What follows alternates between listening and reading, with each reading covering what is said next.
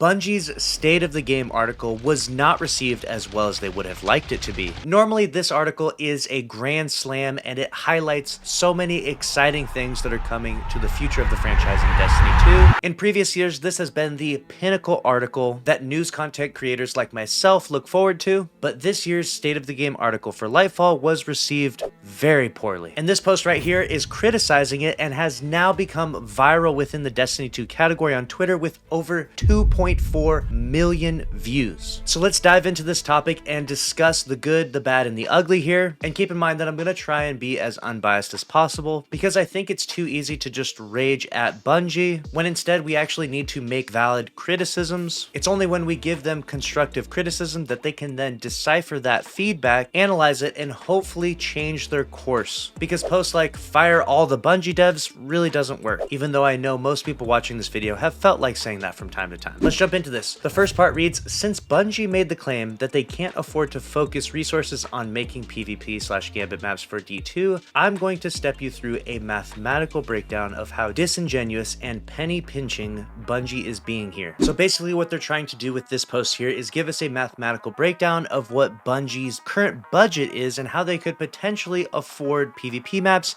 And the reason why they're giving this response is because Bungie has said in the State of the Game this: when we do focus our resources on building new Crucible maps, it comes with the trade-off of multiple teams' bandwidth on work that contributes to a variety of experiences that players also hold dear, such as new story or exotic mission content, core activities that make up foundation of each season, or new destinations. So what they're saying is that they don't have the bandwidth to create new Crucible maps while simultaneously creating new exotic mission content, core activities, or new destinations, which the community's emphatic response is, well, you need to hire some more people because we need new planetary destinations for PvE, but we also need new Crucible maps. We can't go years without having them. This statement from Bungie came across as like, we don't really have the budget for this. Now let's dive into the second part here. Bungie as a company has 1,552 total employees. Obviously, not all of these are developers. Let's make the assumption that 800 of these employees are software developers, i.e. 51.5% of the total workforce, which is just crazy to think about that there's 1,500 people being paid by Bungie very well to develop Destiny 2 and now their other franchises, which is all being paid for, by the way, by you buying games, buying content from Bungie, especially in Destiny 2 and in the future Marathon and whatever IPs they release. The assumption he created where 800 people are software developers seems kind of just like a random number taken out of a hat. I don't really know what the percentage of developers is to non-developers at Bungie, but we'll just play along with this for this example. The third part reads, personally, I think that one new PvP map per season should be the goal.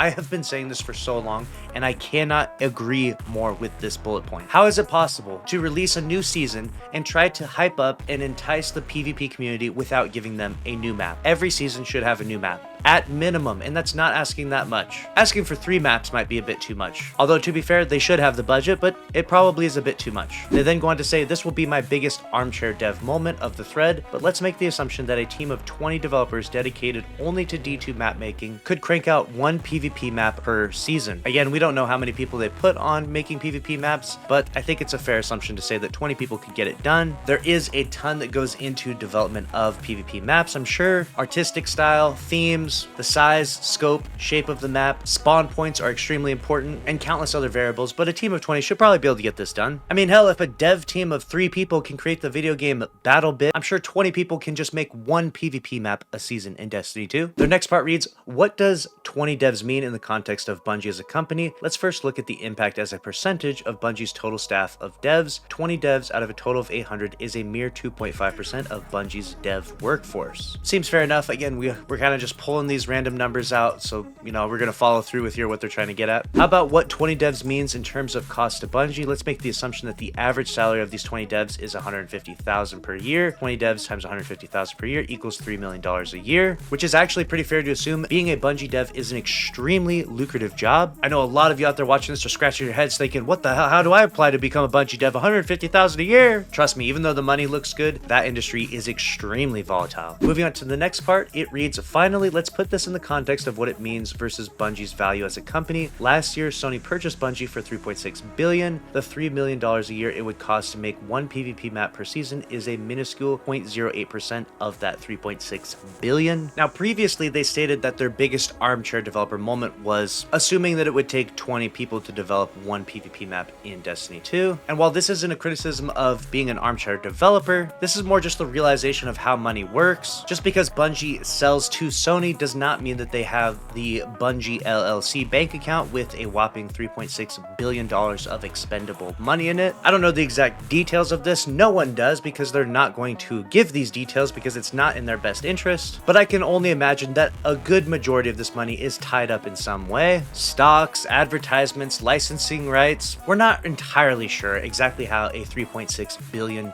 transfer is made. I mean, are they just doing a wire transfer and then boom, Bungie has all this money to pay all these devs and make all these games? I doubt it. But still, the point stands that with $3.6 billion, you would think that Bungie has all the capital to get done, to make content for Destiny 2 at a consistent rate, to keep feeding the players and the communities that literally earned you those $3.6 billion in the first place. Being cheap or stingy is really not an option, and definitely not a good look for a multi-billion-dollar company. And while it is very much appreciated that they pay their devs well and take care of them and keep a healthy work-life culture where they don't allow their devs to work on weekends, it feels like part of that comes at the cost of the players. We made it so that you can afford all of these things by playing your game, by buying your product, and you have now somehow seemingly ran out of cash and are unwilling to buy and build teams and make new consistent content in the game, like one new Crucible map a season. But let's move on to the next part. It would take 1,200 years for those 20 developers to burn through all of said $3.6 billion, all the while D2 continues to bring in tens of millions of dollars in microtransaction revenue each year. Now, obviously, they cannot spend all of their $3.6 billion on PvP maps. I mean, PvP is just a fraction of what this game is made of, but what they're trying to do is send an emphatic point, which is if you actually used this massive budget that you have, you could create hundreds or even thousands of PvP maps. The possibility and the potential is very much there. You are just choosing to not use that money for that reason, and the PvP community has just had enough of it. They're just really tired and really exhausted by this. They then go on to say in their last part, so when Bungie says that they don't have the resources to make PvP maps for D2, remember that the corporate suits decided that a mere 2.5% of the studio's devs and 0.08% of the money from the Sony acquisition each year is too much to allocate for a core mode of the game. Putting an emphatic stamp on this entire Twitter post, one that has sparked a ton of controversy and is giving Bungie such bad press right now at a time when they really need to win the favoritism of the gaming community as they're trying to launch new games. People are not going to be enticed or interested in buying Matter or other Bungie IPs if the community that they have built their $3.6 billion